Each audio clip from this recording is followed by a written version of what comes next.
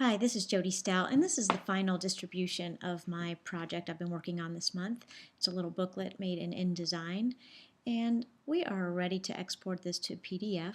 So we want to go ahead and preview this by going into the View and Screen Mode, Presentation Format.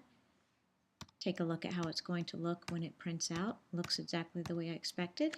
Press the Escape button, and we're going to export this to a PDF.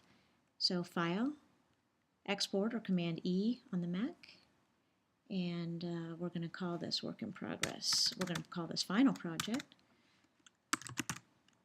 and Adobe PDF Interactive.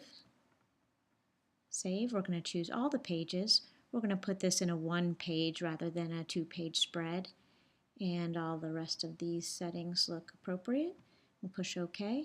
We know there's some overtext and there's a missing file. Generate the PDF, and voila, there you go, your whole booklet in line.